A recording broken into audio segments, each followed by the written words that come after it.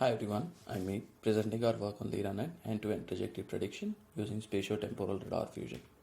A crucial component of autonomous driving stack is perception and prediction, where we need to detect objects in the scene and predict their future trajectories. State-of-the-art methods perform both these tasks jointly with a single model using sequence of LiDAR data and HD maps. However, since these methods rely on implicitly learning motion from multiple frames of positional sensor data, they are susceptible to lag due to rapid change in object dynamics and degraded performance due to low LiDAR response from occluded and faraway objects.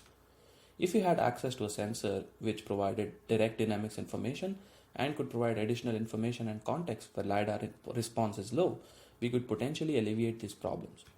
Radar is a sensor with such characteristics and has been used ubiquitously in ADAS systems. Fusing radar is challenging due to three main reasons: the sparsity of radar data compared to LiDAR, noise in radar data, making association to grid cells difficult, and the incomplete dynamics information as we only have the radial component of velocity. We handle all these difficulties by using a lower resolution for feature extraction, using a graph-based densification for robustness to noise, and lastly, using multiple radar sweeps to aggregate temporal context and hence recover full velocity. State-of-the-art end-to-end methods take LiDAR and map input and create features which are fused in a multi-scale backbone to generate detections and trajectories.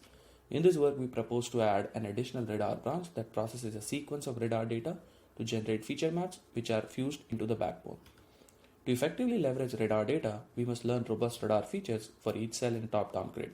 We start by choosing a resolution appropriate for radar to deal with the inherent sparsity. As radar data has high positional noise, directly associating a point to a cell is suboptimal. To counter this, we create a graph between cell and the radar points, and for each cell, we associate it with the nearest k radar points in a specified grid radius. This graph is then used to learn features for each cell from associated radar points using continuous convolutions, and then consequently emplaced on a radar feature grid. We repeat this process for multiple radar sweeps and stack the feature grids, which are then merged temporally using lightweight 2D convolutions and sent to downstream modules for processing.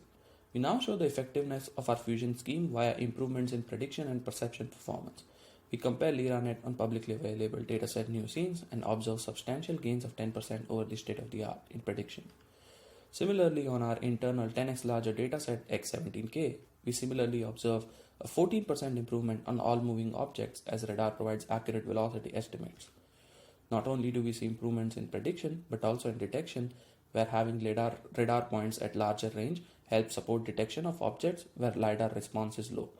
We see a huge gain of 10% on new scenes as LiDAR is a lot sparser than X17K. Choosing the right parameters for radar fusion is critical to performance. We see that naively fusing radar at same resolution at LiDAR without any association or temporal context gives almost no gain. Selecting the appropriate resolution to fuse improves performance by 6%. Associating points to cells using KNN graphs improves it further by 2%.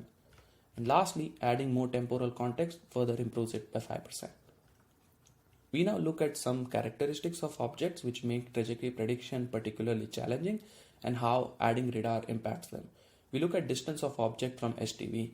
As distance from SDV increases, LiDAR response decreases, making motion inference difficult. And hence, radar provides direct dynamics information to improve performance significantly. Similarly, we observe that for objects with low LiDAR response, improvement are significant.